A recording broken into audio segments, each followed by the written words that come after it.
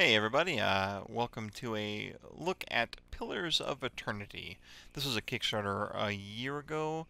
Maybe it was 2012 actually when it was a Kickstarter. It's been a while. It was the only Kickstarter I've ever actually kicked money towards because this is the new incarnation of the classic Baldur's Gate, Icewind Dale type of computer role-playing game. What we're looking at here is kind of a reinvention of those classic takes on the Dungeons and Dragons role-playing systems. These guys, same guys, have created their own mechanics, their own rule system, and are creating a very similar type of game, that old school experience. I thought, since a brand new build just came out with some changes, mostly complete artwork and things like that, I thought now is a cool time to me to take a look at it. So. Let's take a look at the options real quick because there's a lot of them. I won't go through them. Give me just 10 seconds. So you've got lots of ways to show what's happening in the game between combat updates, area of effect highlighting, auto pause. The game is a real-time game with combat, but like Baldur's Gate and those classic RPGs, you pause the game, you can issue commands, and then you can sort of boom, do your thing. You can set it even to auto pause every so many seconds to simulate a turn-based experience. I like to have, whenever the enemy spots, pause the game and auto stop movement, so that if I unpause the game, no one's running towards the enemy accidentally. There's a couple other things that are probably worth looking into, like, oh, my weapon's ineffective. This non-magical sword's not hurting this ghost at all, so you can have some of those set up like that too. This is the sort of thing you'll get into as you become comfortable with the game. For now, this is probably all you really need to worry about is, hey, if you see an enemy, maybe stop the game for a second. Graphics, I just got this set up to record. I turned Gibbs off, and a lot of people love when you hit an enemy with a critical hit and it kills them, they explode into little pieces of meat everywhere. It actually kind of takes me out of the experience, though, so I turned Gibbs off. And I have music off. There's quite lovely music, though, but for recording purposes, I just have it turned off. Alright, so the backer beta is actually a slice of the game, but not how this specific content will actually be in the full game. It's just a piece of area with some quests and some NPCs and some combat encounters designed to be very challenging and to help sort of facilitate the community's acceptance of the rules and the mechanics and provide feedback on things like balance or how the game plays or how does it feel, polish, things like that.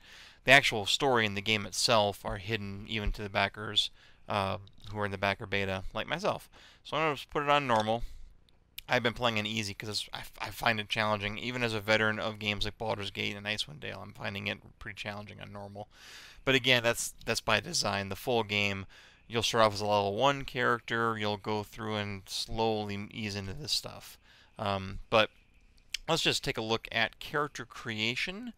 I really like how that works here, and what's fun about the backer beta in particular is you immediately upon creating a character get to level them up to like 4 or 5, and that's not only is a nice way to look at the leveling system and get a sense of how that works.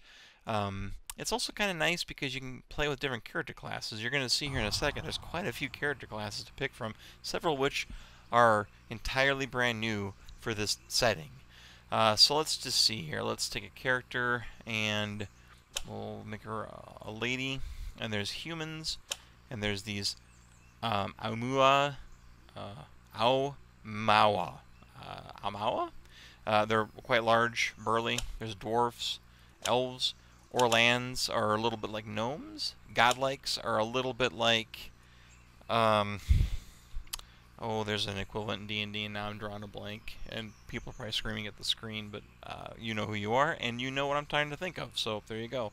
And then within each there's sub races, and each one has their own different abilities and bonuses and that sort of thing. So, like, humans are cool because they get a point of resolve and a point of might, which are 2 stat boosts that everyone would want.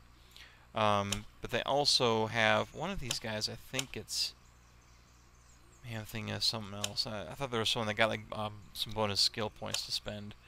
Um, there's a lot going on with the characters and the races.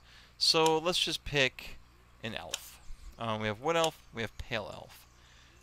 Pale elves have elemental endurance, so a little bit more resistant to burn and freeze damage. That's not terrible. The wood elves, against any enemy that is more than 4 meters away, they gain bonuses to their accuracy, deflection, and reflexes. Okay, well that seems like it'd be pretty good for a ranged character. So let's make a ranged character just to move things forward. Let's see here. We've got barbarians. Those are fairly common. You can, get an idea from them. They've got all the stats over here. Chanters are one of the newer creations. They can speak. I never rolled a chanter up. I read a bunch about them, but I don't remember a lot of what I read now. I will leave this up here so people can pause it and read this. Actually, I'll just do that for all of these. There's ciphers, and then there's druids. They can shapeshift. Well, that's kind of crazy. Fighters, of course, have a lot of very close-range combat abilities, like knocking guys down. Monks probably have a lot of crazy hand-to-hand bonuses. They have a neat system of wounds. As they get hurt, they can heal themselves by removing those wounds, and that's how they power their abilities. Paladins have auras and some cool offensive abilities. Priests, of course, can devastate with really a wide range of martial ability plus spells. Rangers, this is probably what we'll roll. Rangers have animal companions. Those are really fun. And of course, they have other skills like tracking and such. Rogues can do a lot of fun stuff when they get behind guys. They can crippling strike. They can hobble. They do a lot of. They apply a lot of status effects. And then wizards, of course, have lots of spells, and they're good at identifying items. So let's make a ranger here, because I don't think the backer beta default party, just full of generic characters in the backer beta, to join you initially. But in the full game, there'll be a host of actual voiced NPCs with their own ambitions and stories and things like that. So let's just do a ranger. Alright, ranger ability. So you pick one of these two. So we're going to pick marked prey. Once per encounter, so every time you're fighting, in a 20-meter range, a foe is targeted and marked for 33 seconds. That means, let's see here, I'll put my cursor on it and read it. Animal companion and the ranger himself, damage bonus until combat's over. So that lasts the whole combat. Or wounding shot. He or she would fleeing prey. A hunter aims for a spot that will slow the target down, hobbling the target, and inflicting raw damage. So if someone's trying to flee, you can wound it so it's hobbled. I like this marked prey. That's fun. Okay, and I can pick the animal companion I want. An antelope, a bear, a boar, a lion, a stag, and a wolf. What's a lion look like? Or a bear. Bears seem badass. Let's see. I'm trying to figure out. This is one of those things where it's like, how do you scroll down? It won't let you move when you move the cursor off. You can't read the thing. And I think I could before, so that could be a bug with this build. So, let's just pick bear and assume it's awesome, because bears are huge. Alright. I'm gonna name him. We'll call him, I'm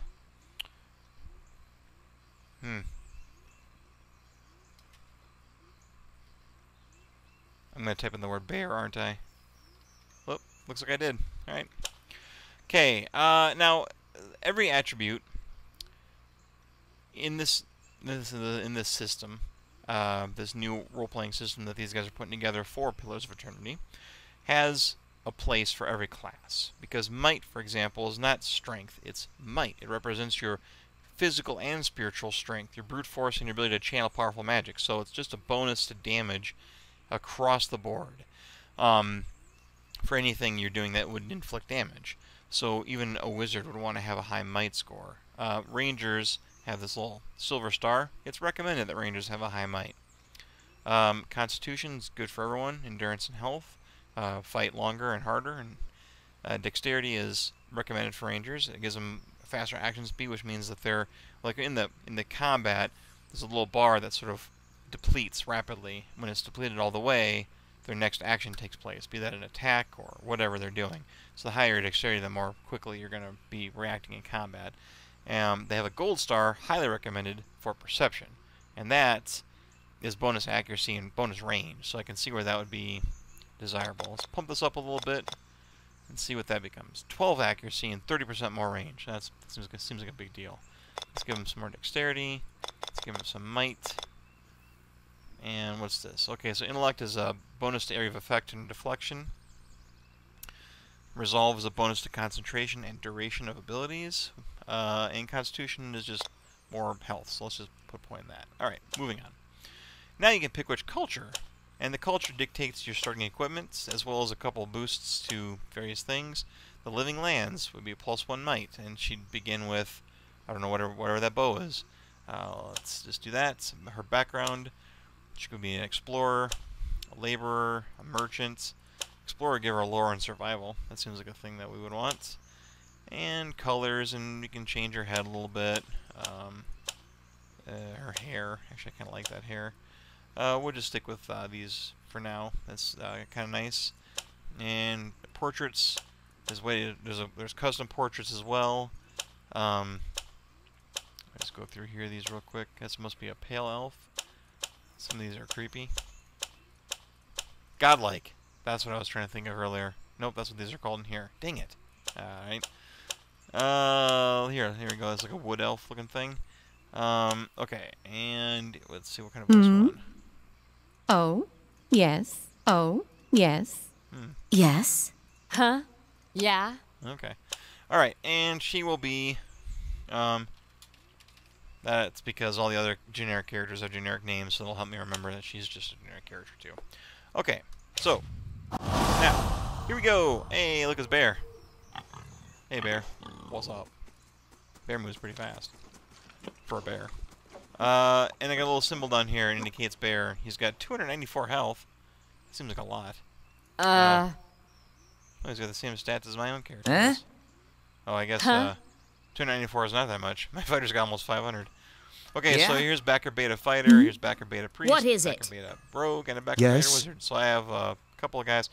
Now, it's also important to note that these characters, when I played just a little bit ago before the update, were level like 5 and had access to like some level 3 abilities and stuff. So they've changed that, so you don't level up to 5 anymore. Must be a level 4.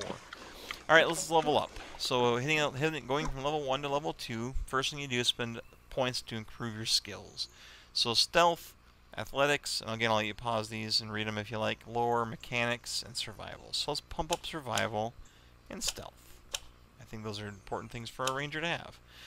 This is new. These talents are not new. Sorry. The way they're laid out is new. It used to be like just a giant list, alphabetized, and it was daunting to go through them. This is cool because they broke them out into the class-specific ones, offensive ones like weapon focuses and savage attacks and different types of things. This actually seems, for example, like something I would want eventually.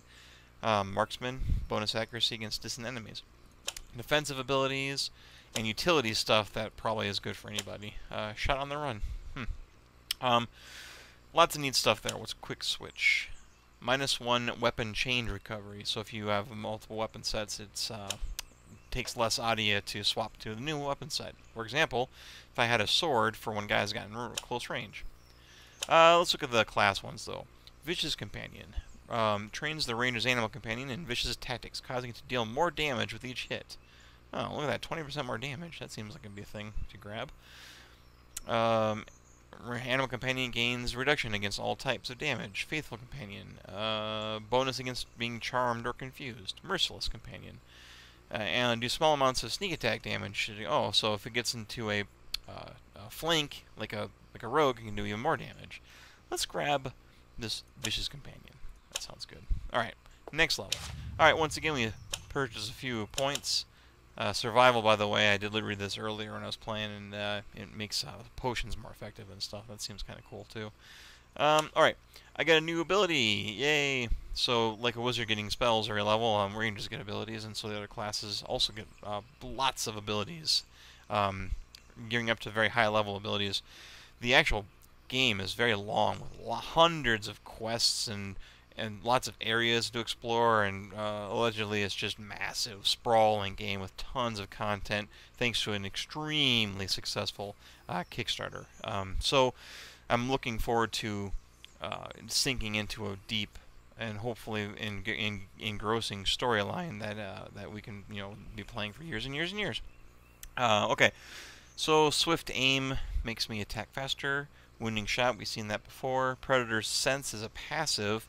Damage against targets affected by damage over time. Okay, so if I do a damage over time effect, then I will always do more damage to them while that's active. Okay, so that's good to know. I don't think I have anything that deals damage over time yet, but my other party members could probably do something that inflicts a damage over time effect, triggering this Predator sense. Also, it's called Predator Sense. How cool is that? I like the swift aim. I like the idea that I'm attacking more quickly, although it's modal, which means it's something you activate. And while it's active, yes, I'm attacking faster and I'm reloading faster, but I'm also doing it with a little bit less accuracy. So that's something we'll be thinking about. Vicious aim is the opposite. I'm a little slower, but I'm more accurate and I'm doing a little more damage. Let's pick that up. That would be a good one for like boss fights and like challenging fights. Okay, and the final level. How does stealth work exactly? Let's just put points in it. I'll read it later. And I can't afford survival if I do that. Let's just focus on survival. Nope. Stealth. Okay. Oh, I can pick another thing. Let's look at offense. Is there any cool? It's Envenom Strike. Grants Envenom Strike 3 times per rest. So resting in this game isn't something you can just do whenever you want. You have to have resources. In this case, camping supplies. They're called supplies. So if you have like 3 supplies, you can rest 3 times. Camp. It fully restores everything and it brings all your abilities back up to full use. If you're especially like these Envenom Strikes, for example. So you can only do it 3 times unless you want to go back to town and get more supplies. So if you're in the middle of a dungeon, you got to kind of plan your adventuring out a little bit. So what's this do exactly? Envenom Strike poisons for 9 seconds. That seems kind of fun, actually. We'll grab that, maybe. Beast Slayer. Wilder Hunter. One assuming it's Wilders. Penetrating Shot. Modal. Reduces my attack speed significantly, but 5 points of damage threshold bypass. So if someone's armor would reduce my damage by like 6, it will instead reduce it by only 1. Okay, let's just get the envenomed shot. That seems kind of fun. Okay, now here we go. Yeah. So here's the game. Here's me walking around. You can zoom out. Sure. There's people to talk to. Let's see what they have to say.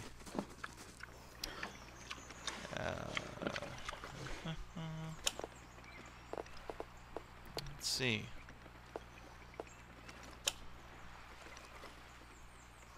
I don't think this is the same dialogue this person was said before.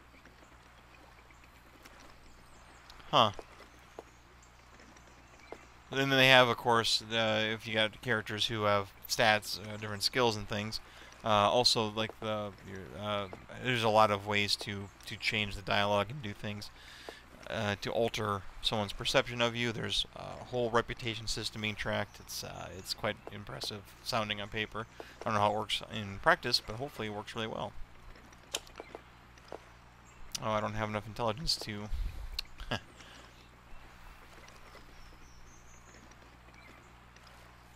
Oh yeah, Orlands are like the gnomes, halflings. I could draw her out. Okay. Now I've got a new journal entry. Cat and mouse. Cool. I have to find Nifri and lure her out of Dryford, which I assume is this city area that I haven't explored yet. So, okay. So let's go over here. Keeping an eye out. There was like a way to like search the ground for stuff. I got some. There we go. I got some supplies there. I inadvertently went to stealth mode. I wanted to push Alt. Ah, there we go. Sure. I was gonna try and fight somebody, but I don't know who to fight. I No can fight these problem. guys, I guess, but they were pretty challenging before. You guys don't seem to have anything to say to us. No Nope. problem. Okay. Well, let's take a look at some stats then, some screens. Okay, so here's the inventory screen. Here's my hunting bow. Boom. You can right-click and get all kinds of cool information on things like interrupt, effect, deflection. I can enchant stuff. I don't have any way to enchant things, but I could, for example, put a burning lash on my bow if I had these ingredients and this stuff. There's kind of a robust crafting system in the game, it sounds like, alchemy and things. So right now I'm just wearing brigandine armor, you know, but there's a stash. Oh, traps. This is kind of neat. I think that's new. Some scrolls there for my priest. Looks like a rolling flame scroll for my mage if he wants to burn that, so using his own abilities. There's a nice layout of your stats and your offense and defense stats right here. Damage reduction of 10. Of course, being a modern role-playing game, you get all kinds of cool information if you put your cursor over stuff.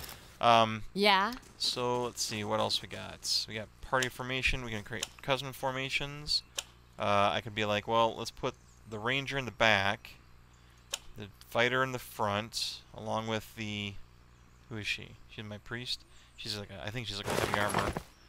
She's wearing pretty good armor, mail armor, fine mail armor. So let's put. Let's see. This is my rogue. She should be back here, and put the bear up front because he's a bear. So there you go. Now that's my. I can actually like have a custom. No problem. Formation now. So my bear will be up front with my fighter and my priest, and my softer targets are in the back now. So there's that. What else can I show off here? Looting it apparently looks different, and I haven't seen it because I haven't killed anybody yet since the beta dropped. Let's see here. We got a journal. We sort of looked at that. There's also a encyclopedia. There's bestiary that fills up as you kill stuff. That's pretty awesome. Sure. I think what I'll do is just sort of blow through town and not talk to anybody because, well, like I said, this won't be spoilers because this is not the actual game itself. This city, I'm sure, will be in the town. Or, sorry, these characters, these quests, some of this stuff will be in the full game, but not implemented quite like this. We can walk into, like, a tavern, though. I can show you off, like, how that works. The load times seem nice. There's kind of a lot of fun stuff to do when you walk in areas. I just want to find her. Surely even you can understand that.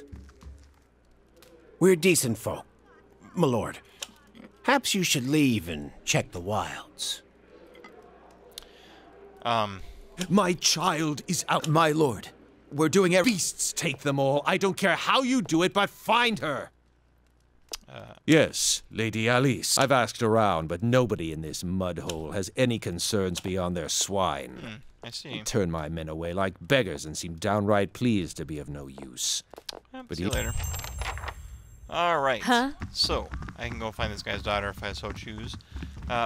And maybe I'll do just that. Or maybe not. Okay, so let's move on and sort of just get into the meat of the game. Actually, the meat of the game is exploration and role-playing. There's a lot of ways to complete different quests and things like that, so...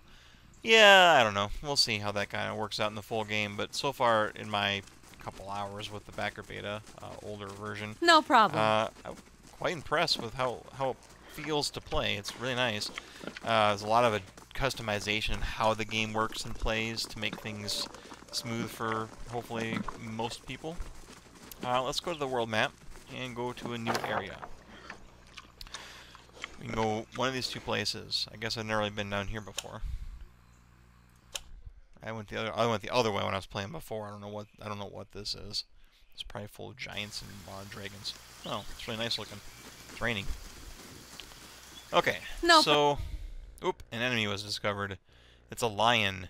Whoa. Okay, so see when I unpause the game, you'll notice we don't just keep walking to the point I had clicked on the ground, thanks to that option I set.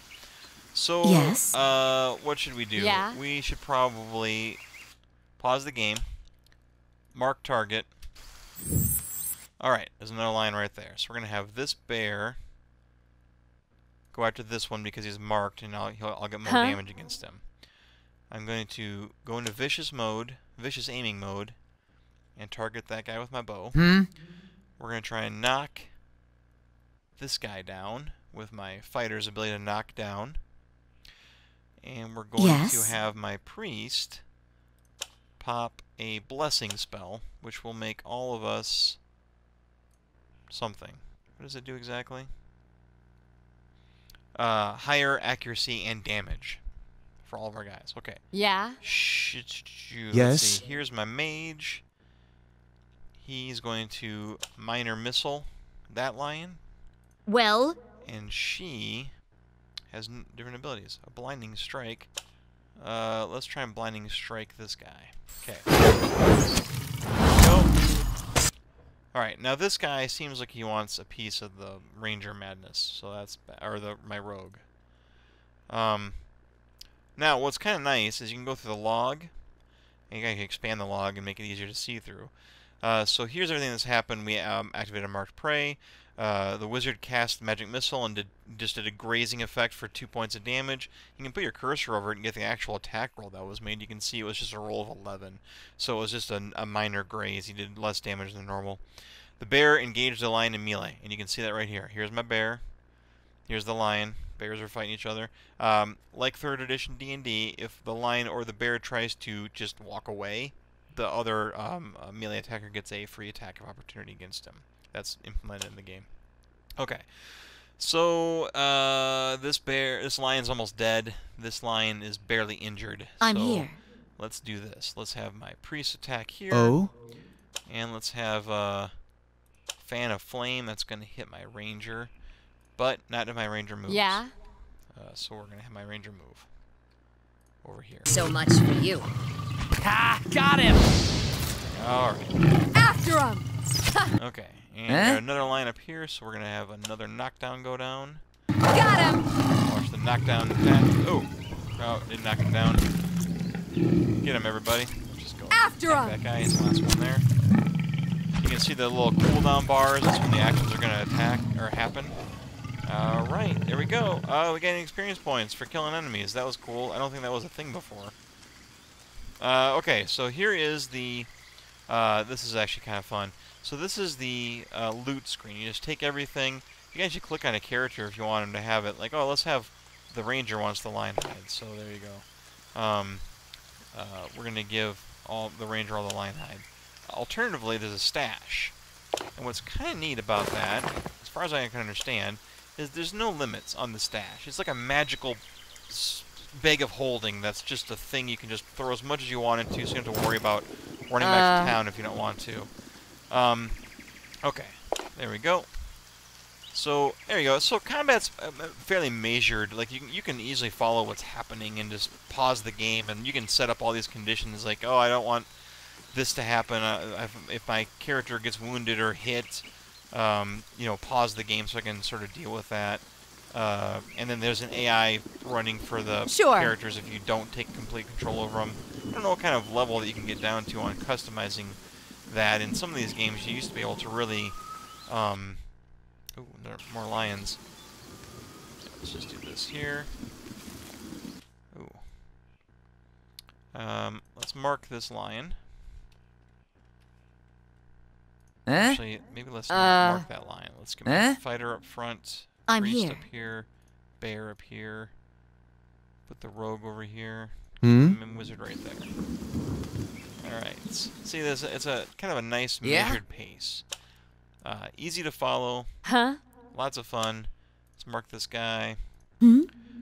Let's do some higher level spell. What if we did Divine Mark? Attacks the target for retribution, inflicting burn damage and lowering deflection. Let's do that. I want this guy here. Hmm? Let's get my wizard to do an arcane assault. Bolt of magical raw energy. So this is a thing he can do twice per encounter that's not going to burn one of his spells. So let's do that. Yes. And let's try and blind it. Let's just watch the rogue. Oh my gosh. Okay.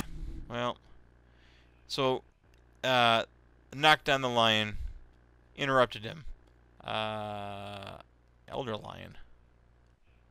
Ooh. So much for you. Okay. Yeah. You need to keep attacking. So this lion's knocked down now. As you see, he's knocked down. Got Okay, we're gonna keep hammering on that guy. We want this guy to do something, like attack. What is it? The rogue needs to get into a flanking position. So she's got a green arrow because she is actually engaged with that lion. If she just walks around here, she will get tagged. But she can escape. It's like her ability.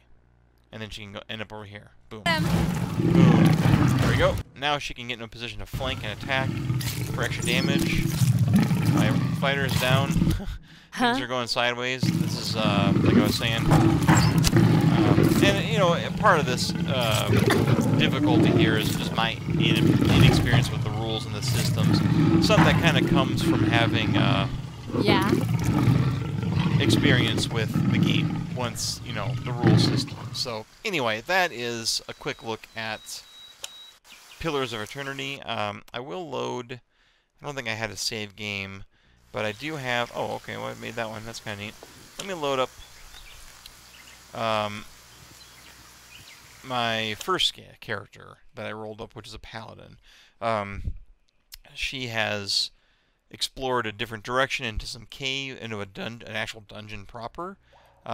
So that's just kind of a look at the visual design here. I've cleared these dungeons out. There's some puzzles and some other things to sort of explore. Let's get some Scabone, I guess. I think there's a fight in here I can try. Unfortunately, I got my butt kicked there too. So let's just take this guy out. Free attack this guy. Misses. There we go. Hit. He can't get around. Alright, man, this guy's tough. Knock him down. Knock him down. Get him. There we go. Alright, now while he's knocked down, Flames of Devotion him with my paladin. Fire attack. 24 damage. There we go.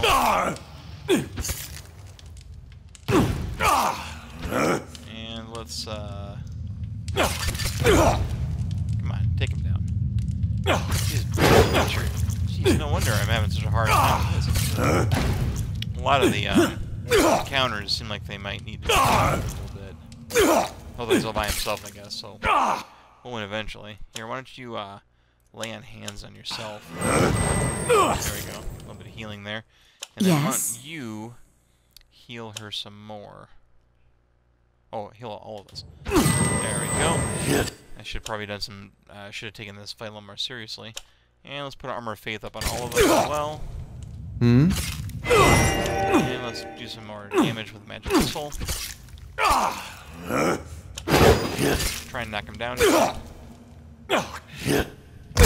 Ooh, got him knocked down again. A little bit. Let's turn on Defender. He'll hit a little bit hard, but he'll he can take more hits. He'll gather threat too. Pillar of Faith. This guy has ridiculous health. Jeez.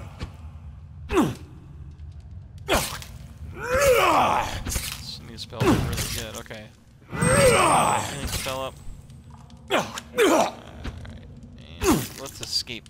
I should have done this before and have my rogue flank again. You know, some of this comes with experience. So, okay. So, there we go. The preacher was chanting something the whole time. That's wild. Okay, and he had a ton of stuff. An exceptional scabbard, fine medium shield, mail armor, a hood, some gold. Interesting. I wonder if my rogue could take all this stuff and use any of that stuff. So he might have been intentionally a pretty challenging fight. Right now, she's got exceptional scale armor, and the fine mail armor is the same but with worse recovery speed, so probably not great. What's her weapon? Morning Star. 19 to 28, or an exceptional scabbard, which does more damage, but... Well, it does more damage. Let's just give it to her. Okay. Put a shield. Want a shield? There you go. Look at that. Cool. Let's go to a big fight that I probably can't win. Let's have my wizard kick this fight Well? off. With fireball. Boom. Okay, so now let's have him do crackling bolt. No, it's gonna hit like all my guys. Okay, so let's just do a bound missile. Can't see him, but he'll be able to by the time that spell goes off, I'm sure. And we're gonna have her do a zealous focus, which is a conviction that instills an aura in all of my allies. And we're going to do this. Yes. We're gonna do a crippling strike. Yeah? He's gonna knock this guy down. Hmm? And my priest is gonna go over here because I see looks like a range. Okay, so I want my priest to do something crazy. How about warding seal? Explodes in a burst of energy when an enemy comes into contact with it. Let's put that warding seal right on top of it. Ha! Got him! So much. Alright, perfect. Alright, and then let's do a ionic projection. And let's get my wizard into position. You. Got tagged there a little bit. Let's try this lightning bolt spell off. I don't want to hit my ally there. I'm here. And I'm going to have her pop a healing spell off.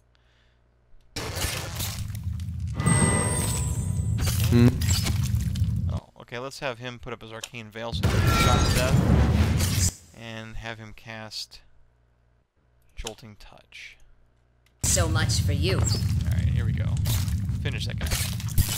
There we go, that was a Jolting Touch spell. My priest got hurt a little bit there. Yeah, there we go. Alright. Now, like when a plan comes together.